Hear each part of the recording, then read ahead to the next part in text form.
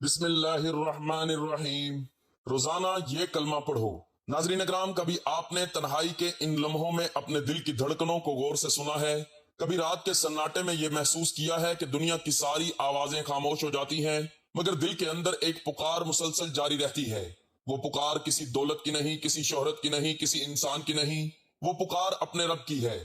انسان جتنا بھی مصروف ہو جائے، جتنا بھی کامیاب ہو جائے، جتنا بھی طاقتور بن جائے، اس کے دل کے اندر ایک خلا باقی رہتا ہے، اور اس خلا کو نہ مال بھر سکتا ہے، نہ رشتہ، نہ عہدہ، نہ تعریفیں۔ اس خلا کو صرف ایک چیز بھر سکتی ہے، اللہ کا ذکر۔ اور آج ہم جس کلمے کی بات کرنے جا رہے ہیں وہ ایسا کلمہ ہے جو اگر روزانہ دل کی گہرائی سے پڑھ لیا جائے تو انسان کی زندگی کا رخ بدل سکتا ہے، اس کی تقدیر کے اندھیرے روشن ہو سکتے ہیں، اس کے دل کی بے چینی سکون میں بدل سکتی ہے، اور اس کے گھر میں رحمتوں کا نزول شروع ہو سکتا ہے۔ یہ کلمہ محض الفاظ کا مجموعہ نہیں، یہ جنت کی کنجی ہے، یہ ایمان کی بنیاد ہے، یہ روح کی غذا ہے، یہ دل کا نور ہے۔ جب بندہ اسے زبان سے ادا کرتا ہے تو صرف آوازیں نہیں نکلتی بلکہ اس کے ساتھ اس کا یقین، اس کی امید، اس کی توبہ، اس کی محبت بھی شامل ہو جاتی ہے۔ اور جب یہ سب چیزیں مل کر اللہ کے حضور پہنچتی ہیں تو رب کریم کی رحمت جوش میں آتی ہے۔ وہ رب جو 70 ماؤں سے زیادہ محبت کرنے والا ہے، وہ رب جو بندے کے ایک قدم پر دوڑ کر آتا ہے، وہ رب جو ٹوٹے دلوں کو جوڑتا ہے اور خالی ہاتھوں کو بھر دیتا ہے، وہ اپنے بندے کی اس چھوٹی سی عبادت کو بھی ضائع نہیں کرتا۔ ناظرین، ہم ایک ایسے دور میں جی رہے ہیں جہاں پریشانیاں عام ہیں، سکون نایاب ہے، رشتوں میں فاصلے ہیں، گھروں میں بے برکتی ہے، دلوں میں خوف ہے، ہر شخص کسی نہ کسی آزمائش سے گزر رہا ہے۔ کوئی رزق کے لیے پریشان ہے، کوئی بیماری سے، کوئی اولاد کے لیے، کوئی شادی کے لیے، کوئی قرض کے بوجھ تلے دبا ہوا ہے۔ لیکن ہم میں سے کتنے لوگ ہیں جو روزانہ چند لمحے نکال کر اپنے رب کے ساتھ تعلق مضبوط کرتے ہیں؟ کتنے لوگ ہیں جو اپنے دن کا آغاز یا اختتام اللہ کے ذکر سے کرتے ہیں؟ یاد رکھیں، جس دل میں اللہ کا کلمہ بس جائے وہاں مایوسی داخل نہیں ہو سکتی۔ جس زبان پر روزانہ کلمہ جاری ہو اس کی تقدیر سنورنے لگتی ہے۔ یہ کلمہ ہمیں یاد دلاتا ہے کہ ہم اکیلے نہیں ہیں، ہمارا رب ہمارے ساتھ ہے۔ وہ ہماری خاموش آہوں کو بھی سنتا ہے، وہ آنکھوں سے بہنے والے آنسوؤں کو بھی دیکھتا ہے، وہ دل میں چھپی ہوئی خواہشوں کو بھی جانتا ہے۔ جب ہم روزانہ اس کلمے کو پڑھتے ہیں تو ہم دراصل اپنے رب کے ساتھ ایک عہد تازہ کرتے ہیں۔ ہم یہ اعلان کرتے ہیں کہ اے اللہ، تو ہی میرا معبود ہے، تو ہی میرا سہارا ہے، تو ہی میری امید ہے، تو ہی میری نجات کا راستہ ہے۔ اور جب بندہ سچے دل سے یہ اعلان کرتا ہے تو اللہ تعالیٰ اس کے لیے ایسے راستے کھول دیتا ہے جن کا وہ تصور بھی نہیں کر سکتا۔ سوچیں، اگر ہم روزانہ چند منٹ نکال کر اس کلمے کو محبت، یقین اور عاجزی کے ساتھ پڑھ لیں تو کیا ہماری زندگی بدل نہیں سکتی؟ کیا ہمارے حالات سنور نہیں سکتے؟ کیا ہمارے دلوں کی سختی نرم نہیں ہو سکتی؟ یقیناً ہو سکتی ہے، کیونکہ اللہ کا وعدہ ہے کہ جو اسے یاد کرتا ہے وہ بھی اسے یاد کرتا ہے، اور جسے اللہ یاد کر لے اس کی قسمت سنورنے میں دیر نہیں لگتی۔ یہ کلمہ گناہوں کو مٹاتا ہے، درجات کو بلند کرتا ہے، دلوں کو روشن کرتا ہے، شیطان کے وسوسوں کو کمزور کرتا ہے اور ایمان کو تازہ کرتا ہے۔ جب آپ اسے روزانہ پڑھیں گے تو آہستہ آہستہ آپ محسوس کریں گے کہ آپ کے اندر ایک سکون اتر رہا ہے، ایک اعتماد پیدا ہو رہا ہے، ایک امید جاگ رہی ہے۔ آپ کو لگے گا کہ مشکلات اب پہلے جیسی بھاری نہیں رہیں، آزمائشیں اب پہلے جیسی تکلیف دہ نہیں رہیں، کیونکہ اب آپ کے دل میں اللہ کا سہارا موجود ہے۔ ناظرین عزیز، اس دنیا کی زندگی بہت مختصر ہے، نہ جانے کب ہماری سانسوں کی ڈور ٹوٹ جائے، نہ جانے کب ہمیں اپنے رب کے حضور حاضر ہونا پڑ جائے۔ اس دن نہ مال کام آئے گا، نہ اولاد، نہ دوست، نہ عہدہ، صرف وہی دل کامیاب ہوگا جو اللہ کے ذکر سے آباد ہوگا۔ اس لیے آج ابھی اسی لمحے نیت کر لیجئے کہ ہم روزانہ اس کلمے کو اپنی زندگی کا حصہ بنائیں گے۔ اسے صرف رسم کے طور پر نہیں بلکہ شعور کے ساتھ پڑھیں گے، اسے صرف زبان سے نہیں بلکہ دل سے ادا کریں گے، اسے صرف الفاظ نہیں بلکہ اپنی زندگی کا نظریہ بنائیں گے۔ آئیں ہم سب مل کر اس کلمے کو اپنی صبحوں کی روشنی، اپنی راتوں کا سکون، اپنے گھروں کی برکت، اپنی اولاد کی حفاظت، اپنے رزق کی وسعت اور اپنی آخرت کی نجات کا ذریعہ بنا لیں۔ اپنے رب سے تعلق مضبوط کر لیں، کیونکہ جب بندہ اپنے رب سے جڑ جاتا ہے تو دنیا کی کوئی طاقت اسے توڑ نہیں سکتی۔ اللہ تعالی ہمیں اس کلمے کو سمجھنے، اسے پڑھنے، اس پر عمل کرنے اور اس کے نور سے اپنی زندگی روشن کرنے کی توفیق عطا فرمائے، آمین۔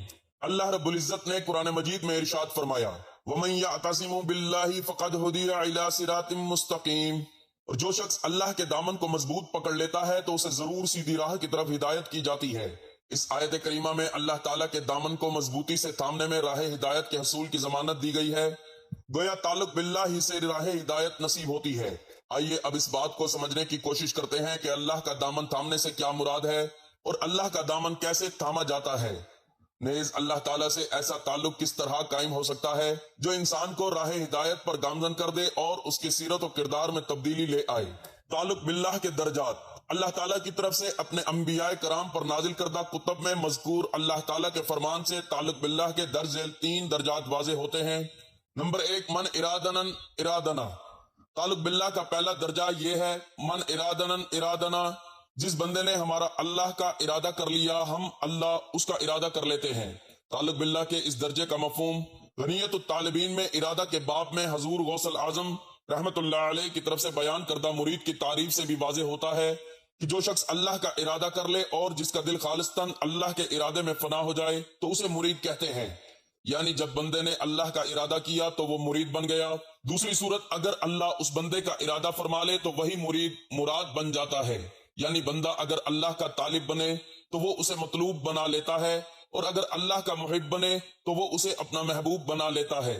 کتنے خوش نصیب ہوں گے وہ لوگ جن کا تعلق باللہ اسی درجہ کا ہے کہ اللہ تعالیٰ ان کے خلوص کو دیکھتے ہوئے ان کا ارادہ کر لیتا ہے، انہیں چاہنے لگتا ہے، ان کی طرف اپنی توجہ فرماتا ہے اور اپنے لطف و کرم کا چہرہ ان کی طرف کر لیتا ہے۔ ہم تو اللہ کے مرید بننے کی طلب میں رہتے ہیں، جبکہ اس کے کرم کی انتہا یہ ہے کہ وہ فرماتا ہے کہ اے میرے بندے، میں تجھے مراد بنانے کو تیار ہوں، لیکن شرط یہ ہے کہ پہلے خالصتاً میرا ارادہ تو کر، اپنے دل کو میرے ارادے سے معمور کر، اور پھر دیکھ میں تجھے مراد کا مقام کیسے عطا کرتا ہوں۔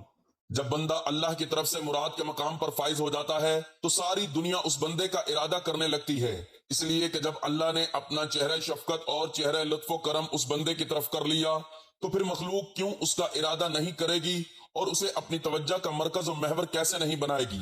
نمبر 2، من ارادہ منا آتینا۔ تعلق باللہ کا دوسرا درجہ یہ ہے کہ من ارادہ منا آتینا، اور جس نے ہم سے کسی شے کا ارادہ کیا ہم نے اسے وہ شے عطا کر دی۔ پہلے درجے میں بندے نے اللہ کا ارادہ کیا، اسے ہی چاہا اور اس سے فقط اسے ہی مانگا تو اس کے بدلے اللہ نے بھی اس کا ارادہ کر لیا۔ جبکہ دوسرے درجے میں بندے کا اللہ سے تعلق اس قدر عالی اور مضبوط ہو جاتا ہے کہ وہ اللہ سے کوئی بھی شے مانگے تو اللہ اسے وہ شے عطا فرماتا ہے۔ لہٰذا اگر بندہ اللہ سے اسی کی ذات کی چاہت کا سوال کرے تو اللہ تعالیٰ اسے نہ صرف اپنی چاہت عطا کرتا ہے بلکہ اس بندے کو بھی چاہنے لگتا ہے۔ نمبر 3، کننا لہو وما لنا۔ تعلق باللہ کا تیسرا مقام یہ ہے کہ جس نے ہم سے محبت کی ہم اس سے محبت کرنے لگتے ہیں، اور جس نے جو کچھ ہمارے پاس ہے اس پر قناعت کر لیا، یعنی وہ کہتا ہے کہ مولا جو کچھ تیرے پاس ہے میں اسی پر بھروسہ کرتا ہوں، تو اللہ فرماتا ہے تو ہم بھی اس بندے کے ہو گئے اور جو کچھ ہمارا ہے وہ سب بھی اسی بندے کا ہو گیا۔ یعنی جس نے ہم پر اکتفا اور بھروسہ کیا اور پھر طالب و محتاج بن کر دائیں بائیں تکتا نہ رہا تو ہم اسی کے ہو گئے اور جو کچھ ہمارا ہے وہ بھی اسی کا ہو گیا۔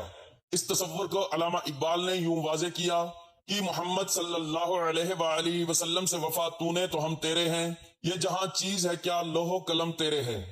کننا لہو کی تفسیر اقبال نے کہ محمد سے وفا تو نے تو ہم تیرے ہیں کہ الفاظ میں کر دی، اور وما لنا کی تفسیر یہ جہاں چیز ہے کیا لوح قلم تیرے ہیں کہ الفاظ میں کر دی۔ یعنی اب ہم بھی اسی بندے کے ہو گئے اور جو کچھ ہمارا ہے وہ بھی اسی کا ہو گیا۔ اللہ کو طلب کرنے کا طریقہ۔ اللہ تعالیٰ نے اپنے اولیاء کے دل میں الہام کیا اور فرمایا، میرے بندے آگاہ ہو جا، جس نے مجھے صدق دل کے ساتھ طلب کیا اس نے مجھے پا لیا، اور جس نے میرے سوا کسی اور شے کی طلب کی وہ اسے پائے یا نہ پائے مجھے نہیں پائے گا۔ یہ اولیاء و عرفہ کی شان ہے کہ وہ رب کو پا لیتے ہیں کیونکہ وہ رب کو چاہتے ہیں اور رب ان کو چاہتا ہے، جس کی وجہ سے پھر ساری کائنات انہی کی ہو جاتی ہے۔ افسوس کہ ہم وہ راہ چھوڑ کر دنیا کے پیچھے مارے پھرتے ہیں۔ کافر کی یہ شان کے آفاق میں گم ہے، مومن کی یہ شان کے گم اس میں ہے آفاق۔ مرد حق وہ ہوتا ہے کہ جس میں دنیا گم ہو جاتی ہے اور دنیا اس کی تلاش میں ماری پھرتی ہے۔ ایسا اس لیے ہوتا ہے کہ اللہ اس بندے کا ارادہ کر لیتا ہے، اور جب اللہ کسی کو چاہنے لگے تو پھر دنیا بھی اس کی محبت کی متلاشی دکھائی دیتی ہے۔ جب ہم دنیا کی تلاش میں مارے پھرنے لگتے ہیں تو دنیا ہماری مراد بن جاتی ہے اور ہم دنیا کے مرید ہو جاتے ہیں۔ اسی تصور کو اس مثال سے سمجھیں کہ جب ہم سائے کے پیچھے چلیں تو سایہ آگے آگے ہوتا ہے اور ہم پیچھے چلتے ہیں، اور اگر اسی جگہ رخ بدل لیں اور سائے کی طرف پشت کر کے الٹی سمت چلنے لگ جائیں تو پھر ہم آگے چلتے ہیں اور سایہ پیچھے پیچھے رہتا ہے۔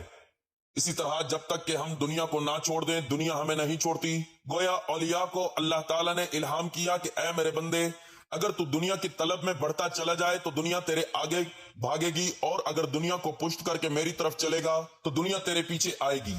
اپنے اولیاء و صالحاء کو مخاطب کرتے ہوئے اللہ تعالیٰ نے ان کے قلوب پر الہام کیا کہ جس نے مجھے توبہ کی آرزو کے ساتھ طلب کیا اس نے مجھے مغفرت کے ساتھ پا لیا، یعنی جو توبہ کا دامن تھام کر مجھے طلب کرے گا وہ میری مغفرت کو پالے گا، اور جس نے نعمتوں کا شکر ادا کرنے کی حالت میں مجھے طلب کیا وہ میری طرف سے نعمتوں کا کثیر حصہ پالے گا، جس نے دعا کے ساتھ مجھے طلب کیا وہ مجھے قبولیت کے ساتھ پالے گا، جس نے توکل اور اعتماد کے ساتھ مجھے طلب کیا وہ زندگی میں مجھے کافی و وافی پائے گا، یعنی اس کی کوئی حاجت ادھوری نہیں رہے گی، جس نے میرے قرب کو طلب کیا وہ مجھے اپنے ساتھ محبت کرتا ہوا پالے گا، اور جس نے میری محبت کو طلب کیا اسے میرے وصال نصیب ہو جائے گا۔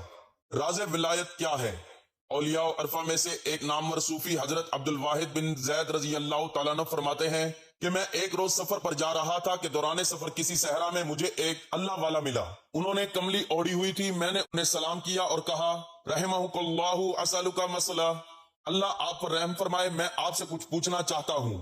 اس عارف نے جواب دیا بیٹے پوچھ لو جو کچھ پوچھنا ہے، مگر مختصر بات کرنا اس لیے کہ دن گزرے جا رہے ہیں اور سانسوں کی گنتی ہو رہی ہے۔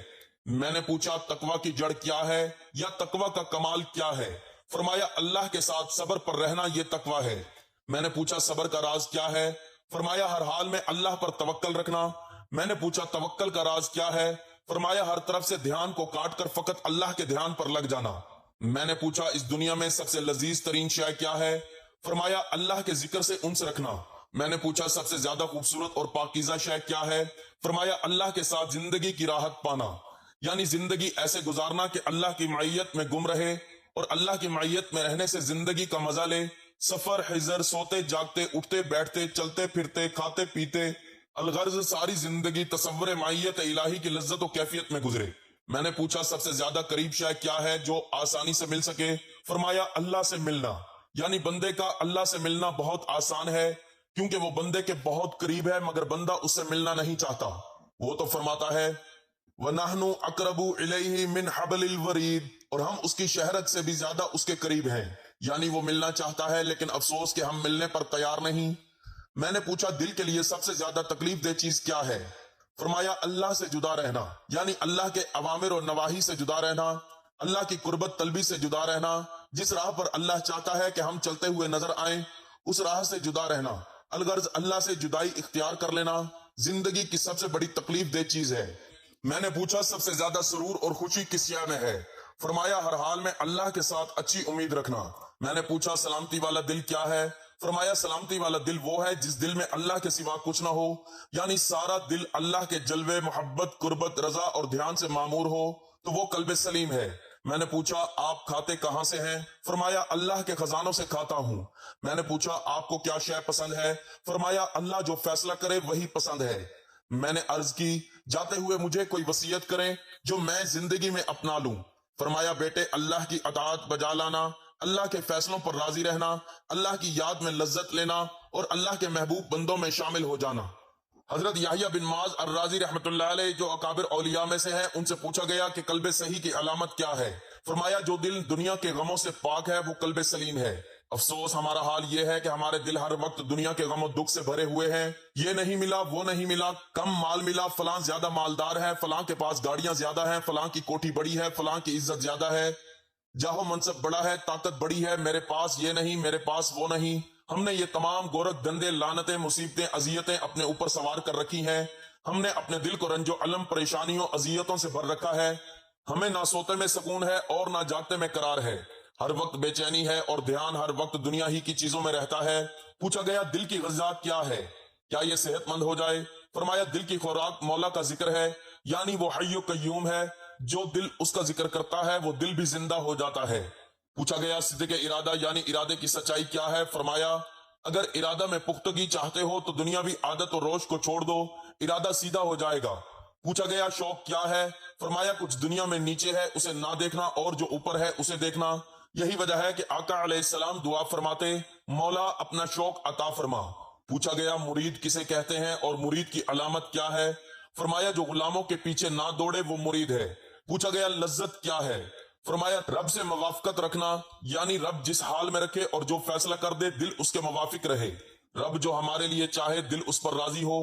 اگر طبیعت اور اللہ رب العزت کے امر میں موافقت پیدا ہو جائے تو ساری زندگی لذت سے معمور ہو جاتی ہے.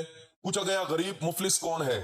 فرمایا جسے مولا کی محبت نصیب نہیں ہے وہی غریب ہے، اور جسے دل میں مولا کی محبت ملی ہے وہ غریب نہیں بلکہ غنی ہے. یعنی مال اس کے ہاتھ میں ہو یا نہ ہو، چونکہ اس کے دل میں مولا ہے لہٰذا اس سے بڑا غنی اور امیر کوئی نہیں. اللہ کی محبت اس کو غنی کرتی ہے.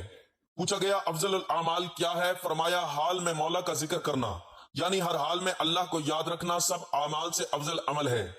پوچھا گیا دلوں پر جو پردے آ جاتے ہیں اور انوار نظر نہیں آتے یہ کیا ہے؟ فرمایا وہ لوگ جو پرورش کے محتاج ہیں، جنہیں پرورش کی ضرورت ہوتی ہے اور وہ اس ضرورت کی تکمیل کے لیے دنیا پر بھروسہ کر لیتے ہیں، ان کے دل پر پردے آ جاتے ہیں.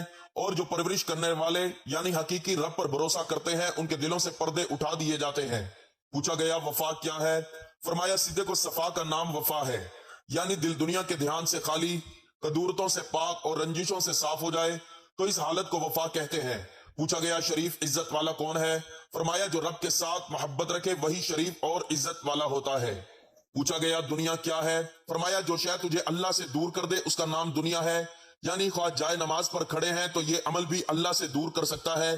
اگر یہ خیال دل میں آ جائے کہ ہمیں کوئی دیکھ لے گا تو کہے گا بڑے عبادت گزار ہیں، تو اب جائے نماز پر کھڑے ہونے کے باوجود اللہ سے دور ہو گئے.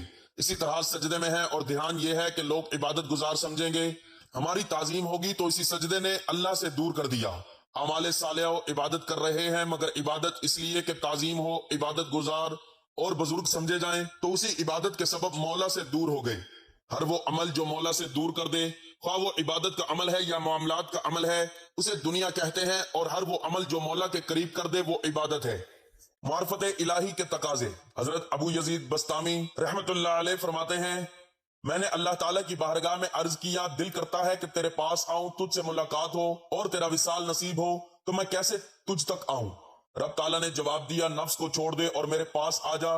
یعنی اللہ کی ملاقات میں تیرا نفس اور تیری میں رکاوٹ ہے. یہ نفس تجھے مجھ سے ملنے نہیں دیتا، اس نفس کو نکال دے یعنی خود سے میں کو نکال دے تو میں تو تیرے سامنے ہوں.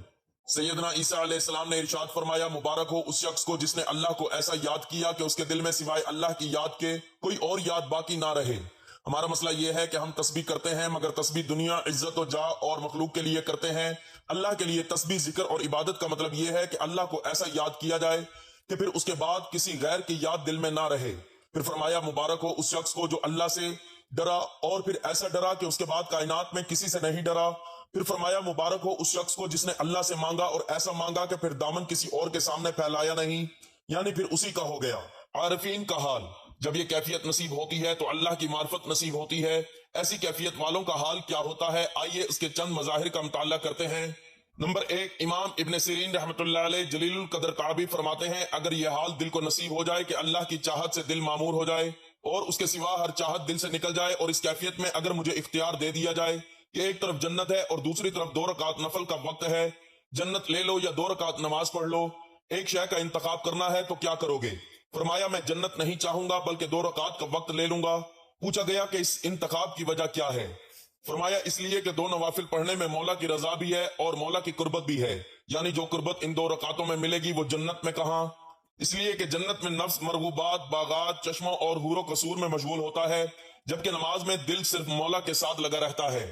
لہٰذا دنیا طلبی میں نفس کا اشتغال ہے اور ذکر الہی میں اللہ کے ساتھ ربط ہے. جب یہ تصور آ جائے تو زاویہ نگاہ بدل جاتا ہے، بندے کی ترجیحات، سوچ اور شخصیت بدل جاتی ہے، اور پھر اس بندے کی نگاہ جنت پر نہیں رہتی جو اللہ سے جڑ جاتا ہے، اللہ کے عشق کی لذت لے لیتا ہے، اللہ کے تعلق اور وصال کی شراب کے جام ہی پی لیتا ہے، تو پھر اس کا زاویہ نگاہ بدل جاتا ہے.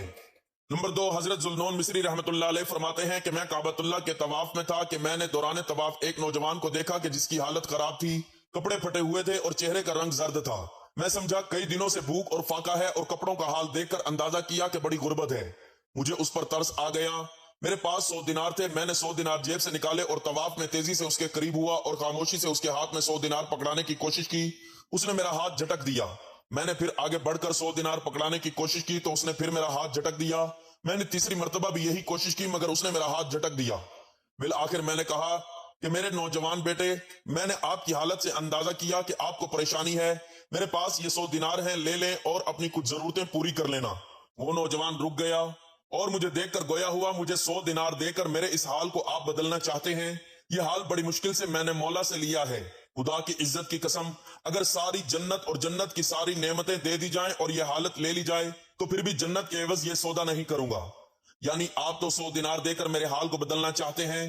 مجھے اس حال میں یہ لذت ملی ہے کہ مولا کے ساتھ ہمہ وقت میرا ایک تعلق قائم رہتا ہے اور میں اس تعلق کی لذت میں مصروف رہتا ہوں۔ یہ حال میں ان پیسوں کے عوض نہیں بیچوں گا۔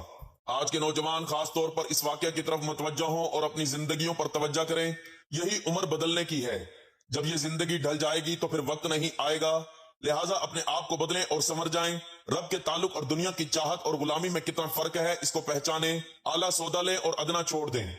نمبر 3، حضرت ابو موسیٰ الدیبلی رحمت اللہ علیہ جو حضرت با یزید بسطامی رحمت اللہ علیہ کے مرید تھے، روایت کرتے ہیں کہ ہم نے بسطام کے اولیاء میں سے ایک ولی اللہ سے یہ فرماتے ہوئے سنا کہ میں نے خواب میں دیکھا گویا اللہ رب العزت فرما رہے ہیں تم سارے مجھ سے طلب کرتے ہو سوائے ابو یزید بسطامی کے، وہ مجھ سے فقط مجھے مانگتا ہے اور مجھے چاہتا ہے، سو میں بھی اسے چاہتا ہوں۔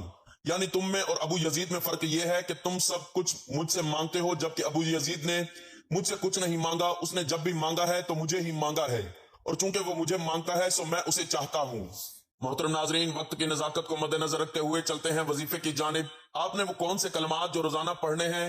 یہ کلمہ آپ دن میں کسی بھی وقت پڑھ سکتے ہیں۔ سب سے پہلے آپ نے حضور پاک صلی اللہ علیہ وآلہ وسلم کی ذات اقدس پر درود پاک کا نذرانہ پیش کرنا ہے۔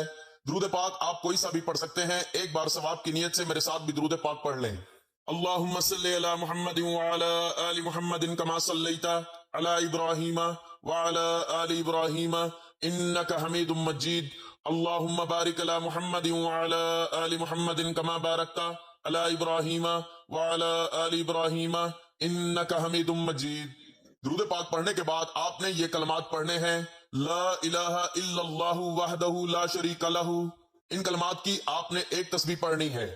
یہ ایک تسبیح پڑھنے کے بعد آپ نے 33 مرتبہ لا الہ الا اللہ الملک الحق المبین پڑھنا ہے، اور ایک تسبیح آپ نے استغفر اللہ کی پڑھنی ہے، اور آخر میں پھر دوبارہ درود پاک پڑھنا ہے جو شروع میں پڑھا تھا۔ ناظرین محترم، آخر میں بس اتنی سی گزارش ہے کہ اس کلمے کو اپنی زندگی کا مستقل حصہ بنا لیجئے۔